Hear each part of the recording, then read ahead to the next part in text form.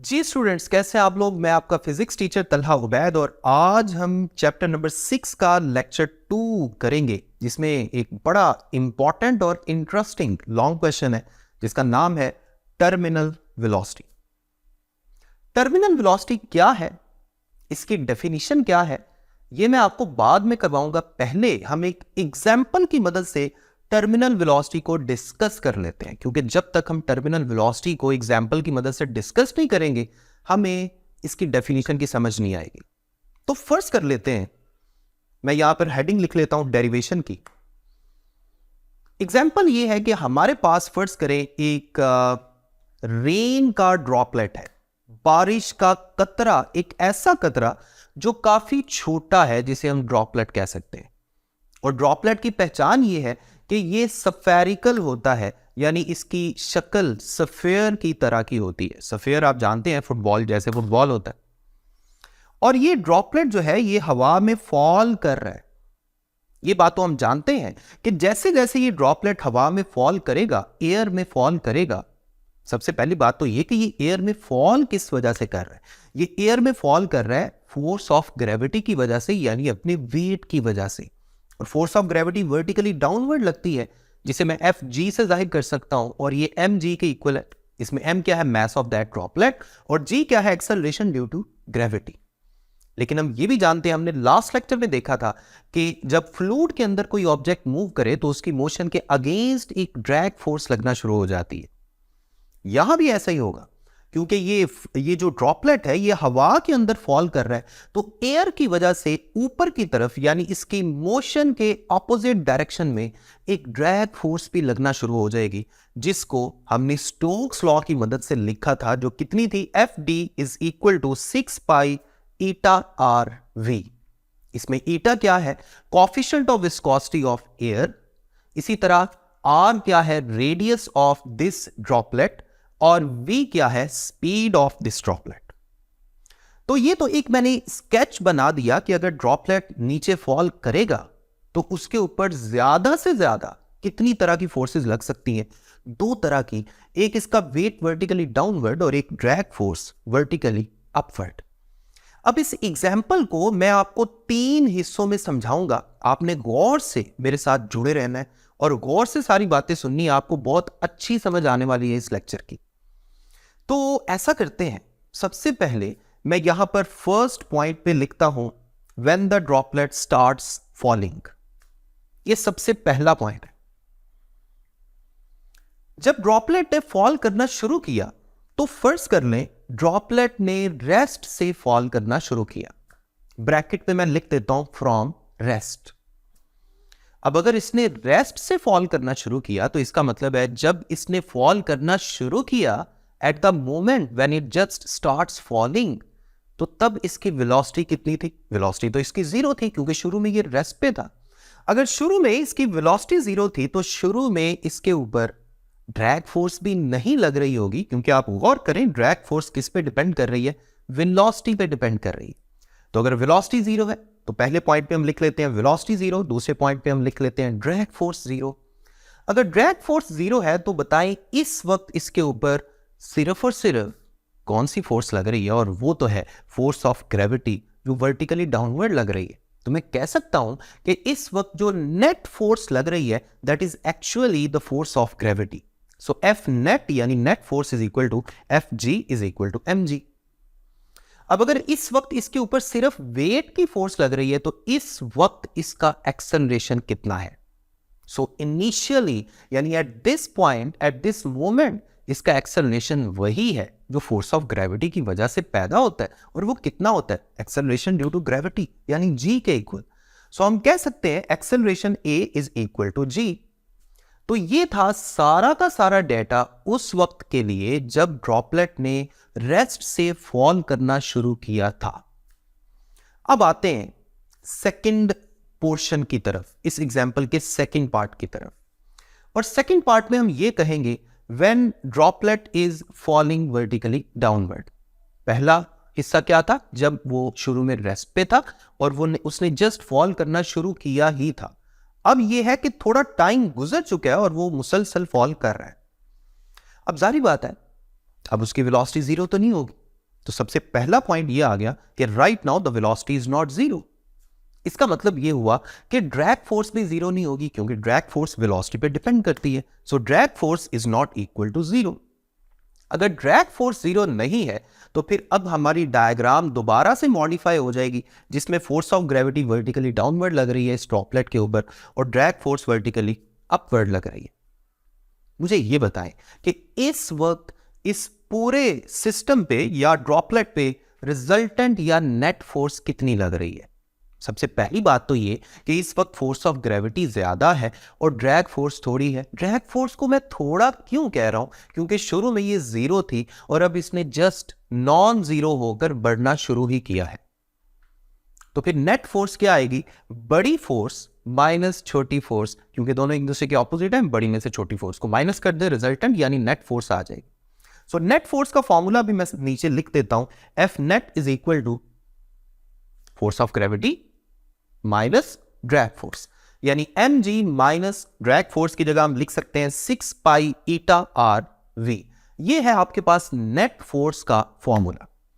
तो मैं ऐसा करता हूं, इस इक्वेशन को इक्वेशन नंबर 1 कह देता हूं और साथ मजीद कुछ बातें हम डिस्कस करने जा रहे हैं। गौर से मेरी बात सुनिएगा।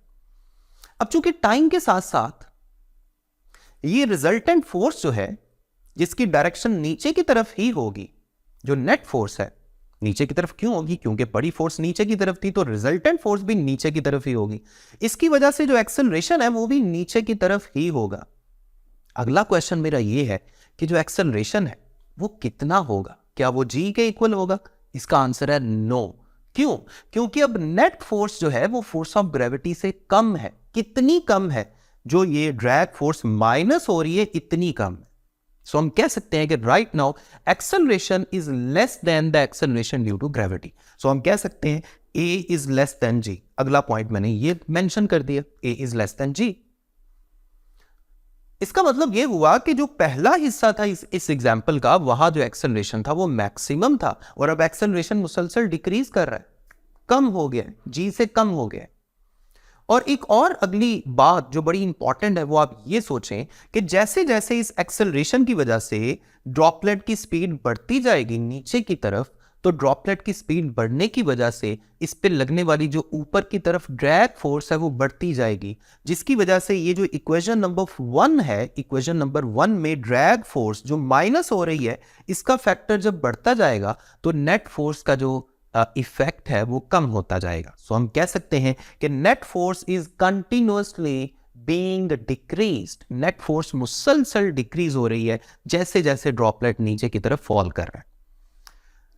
अब मैं मूव करने लगा हूं इस एग्जाम्पल के तीसरे और आखिरी हिस्से की तरफ, और वो क्या है? मुझे एक बात बताएं, जब ड्रैग फोर्स बढ़ती जाएगी बढ़ती जाएगी बढ़ती जाएगी, कोई एक ऐसा वक्त तो आएगा ना जब ये वेट के इक्वल हो जाएगी। लेकिन शुरू में तो ड्रैग फोर्स जीरो थी, फिर इसने बढ़ना शुरू कर दिया। बढ़ते बढ़ते एक ऐसा वक्त आएगा जब ये डाउनवर्ड लगने वाली जो वेट की फोर्स है उसके इक्वल हो जाएगी। यही है एग्जाम्पल का तीसरा हिस्सा, और वो क्या? When drag force balances the weight. जाहिर बात है जब ड्रैग फोर्स वेट के इक्वल हो जाएगी तो ये दोनों फोर्सेस एक दूसरे को बैलेंस कर देंगी, और बैलेंस करने का मतलब ये होता है कि रिजल्टेंट फोर्स जीरो हो जाएगी, ये दोनों एक दूसरे को कैंसिल कर देंगी। सो इक्वेशन नंबर 1 में अगर आप इन दोनों को इक्वल पुट कर दें तो रिजल्टेंट यानी नेट फोर्स कितनी आ जाएगी? जीरो। इसका मतलब एग्जाम्पल के तीसरे हिस्से में जो पहला पॉइंट आपके पास आ गया वो क्या? That drag force is equal to weight. दूसरा पॉइंट आपके पास आ गया net force equal to zero. और अगर नेट फोर्स जीरो है तो मुझे यह बताएं कि इस वक्त एक्सेलरेशन कितना होगा। न्यूटन का सेकंड लॉ तो ये कहता है कि अगर फोर्स नहीं लग रही तो एक्सेलरेशन भी पैदा नहीं होगा। तो जाहिर बात है फिर यहां इस वक्त एक्सेलरेशन भी कम होते होते कितना हो चुका है? जीरो हो चुका है। सो तीसरे पॉइंट में मैं लिख देता हूं एक्सेलरेशन इक्वल टू जीरो। जब एक्सेलरेशन जीरो हो जाएगा तो बताएं वेलोसिटी के साथ क्या होगा। देखें शुरू में, अब इस एग्जाम्पल को शुरू से हम एक दफा क्विकली रिव्यू करते हैं। देखें सिर्फ वेलोसिटी के बारे में आपने सोचना है। शुरू में वेलोसिटी क्या थी? जीरो। दूसरे हिस्से में हमने क्या बोला कि वेलोसिटी नॉन जीरो हो गई है और मुसलसल बढ़ती जा रही है। वेलोसिटी बढ़ते बढ़ते बढ़ते बढ़ते एक ऐसा वक्त आया जब ड्रैग फोर्स ने वेट को बैलेंस कर दिया, और इस वक्त वेलोसिटी की जो भी वैल्यू हो चुकी है वो कांस्टेंट ही रहेगी। क्यों? क्योंकि इस वक्त एक्सेलरेशन जीरो हो चुका है। जब एक्सेलरेशन जीरो हो चुका है तो वेलोसिटी की जो भी इस वक्त मैक्सिमम वैल्यू हो चुकी है वो उतनी ही रहेगी, वो मजीद नहीं बढ़ेगी। This maximum and constant velocity is called terminal velocity. यही है हमारी टर्मिनल वेलोसिटी। तो टर्मिनल वेलोसिटी यहां पे अगले पॉइंट पे हम लिख सकते हैं कि अगर एक्सेलरेशन जीरो हो चुका है तो हम कह सकते हैं now the velocity is maximum and constant and this maximum constant velocity is called terminal velocity. अब हम इसकी डेफिनेशन लिखने के काबिल हो गए हैं और वो इस तरह, जरा और से देखिएगा, it is the maximum and constant velocity. देखें यहां एंड पे यही साबित हमने किया था ना कि ये वेलोसिटी मैक्सिमम भी है और कांस्टेंट भी है। It is the maximum constant velocity of a falling object या falling droplet when drag force balances its weight. इस वक्त ड्रैग फोर्स ने वेट को बैलेंस किया था ना, ये तीसरे हिस्से में, एग्जाम्पल के तीसरे हिस्से में मैंने आपको समझाया।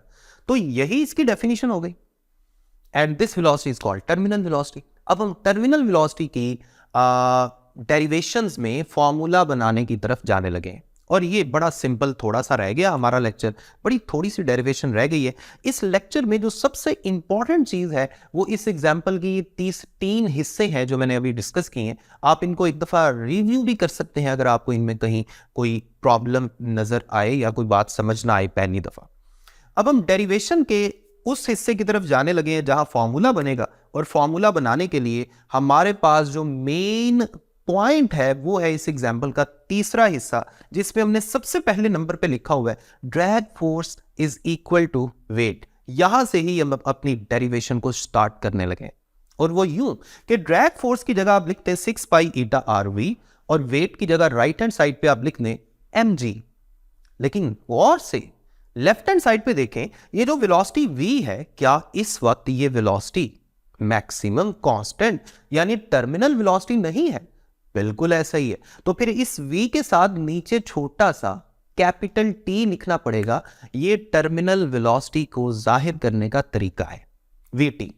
अब लेफ्ट हैंड साइड पे vt को रहने दें और राइट हैंड साइड पे बाकी सारा कुछ नीचे डिवाइड कर दें तो आपके पास mg divided by 6 pi eta r, ये आपके पास टर्मिनल वेलोसिटी का एक फॉर्मूला बन गया। इसे मैं इक्वेशन नंबर 2 कह देता हूं। ये टर्मिनल वेलोसिटी का एक फॉर्मूला है। इसमें राइट हैंड साइड पे आप गौर करें, m क्या है mass of the droplet, g क्या है एक्सेलरेशन ड्यू टू ग्रेविटी, नीचे 6 पाई ये कांस्टेंट है, ईटा जो है ये coefficient of viscosity of air है जिसके अंदर से ड्रॉपलेट फॉल कर रहा था, और r क्या है उस ड्रॉपलेट के साइज को बताता है, यानी this is radius of that droplet. अब ये तो जो फॉर्मूला आया है ना, ये है इन टर्म्स ऑफ मास। अगर आप गौर करें राइट हैंड साइड पे आपको मास ऑफ ड्रॉपलेट नजर आ रहा है। मैं ये चाहता हूं कि मेरे पास टर्मिनल वेलोसिटी का एक दूसरा फॉर्मूला भी आए जो होगा in terms of density of that droplet. इसके लिए अब मैं थोड़ा सा मजीद एक दो स्टेप की कैलकुलेशन करने लगा हूं। इस इक्वेशन को आपने याद रखना है, इक्वेशन नंबर 2 मैंने लेबल कर दिया। अब हम इन टर्म्स ऑफ डेंसिटी के लिए एक दूसरा फॉर्मूला बनाने जा रहे हैं। ये बात तो हम जानते हैं कि ये जो ड्रॉपलेट है ये स्फेरिकल है, और स्फेरिकल ड्रॉपलेट का वॉल्यूम क्या होगा? सिंपल सी बात है, स्फेयर का वॉल्यूम क्या होता है? 4/3 पाई आर क्यूब। और डेंसिटी ऑफ दिस ड्रॉपलेट या पानी का ये ड्रॉपलेट है बेसिकली, तो उस पानी की डेंसिटी का अगर मैं फॉर्मूला बनाना चाहूं तो क्या बनेगा? Mass per unit volume, mass per unit volume. ऊपर आ गया mass of droplet m, small m से हम इसे जाहिर कर रहे हैं शुरू से, और नीचे वॉल्यूम की जगह 4/3 पाई आर क्यूब आ जाएगा। अब यहां से मैस का रिलेशन क्या बनेगा? मैं नीचे वाला 4/3 पाई आर क्यूब सारा कुछ दूसरी तरफ मूव करवा देता हूं, तो मेरे पास मैस का रिलेशन बन जाएगा 4/3 pi R cube multiplied by density. ये जो मैस का फॉर्मूला है इसे हमने पुट करना है इक्वेशन नंबर 2 में। अब जरा गौर से बातें सुनते जाइए। इक्वेशन नंबर 2 में टर्मिनल वेलोसिटी क्या थी? टर्मिनल वेलोसिटी मेरे पास थी mg divided by 6 pi eta r। अब जो g divided by 6 pi eta r है उसे मैंने साइड पे लिख दिया, और m की जगह मैं क्या लिखने वाला हूं? 4/3 pi R cube multiplied by density. अब आप गौर करें, कुछ कैंसिल हो रहा है। क्या कुछ कैंसिल हो रहा है? अब देखें, जो ऊपर 4 है वो 4 और नीचे वाला जो आपको नजर आ रहा है 6, ये आपस में कैंसिल हो रहे हैं 2 पे, ऊपर 2 आ जाएगा, 2 पे ये कैंसिल होगा, 4 ऊपर 2 आ गया और नीचे 6 की जगह क्या आ गया 3। ठीक हो गया। और क्या कुछ कैंसिल हो रहा है, और आपके पास जी पाई कैंसिल हो रहा है, ठीक है, पाई कैंसिल हो गया। इसके अलावा आपके पास रेडियस का ऊपर आर क्यूब है और नीचे क्या है आर, एक आर कैंसिल हो गया, ऊपर रेडियस की जगह आर स्क्वायर रह गया, आर क्यूब की जगह आर स्क्वायर रह गया। अब इस सारे को अगर हम इकट्ठा करके थोड़ा सा सिंप्लीफाई करके लिखें तो हमारे पास क्या कुछ बचेगा, ऊपर बच गया 2 rho g acceleration due to gravity, rho क्या है density of droplet into R square, और नीचे क्या कुछ है जरा गौर करें, नीचे 3 और 3 आपस में मल्टीप्लाई हो गए 9 बन गए, और साथ क्या था ईटा। सो 2 rho ji are square divided by 9 ईटा, ये आपके पास फाइनल फॉर्मूला आ गया टर्मिनल वेलोसिटी का इन टर्म्स ऑफ डेंसिटी। इसे हम इक्वेशन नंबर 3 कह देते हैं। तो ये जो इक्वेशन नंबर 2 और इक्वेशन नंबर 3 है, यही दो फॉर्मूले हैं टर्मिनल वेलोसिटी के जो हमने डराइव करने होते हैं अपने लॉन्ग क्वेश्चन में। मैं उम्मीद करता हूं कि आपको बहुत अच्छी समझ आ गई है। अगले लेक्चर तक अपना ख्याल रखें, मुझे अपनी दुआ में याद रखें। अल्लाह हाफिज़।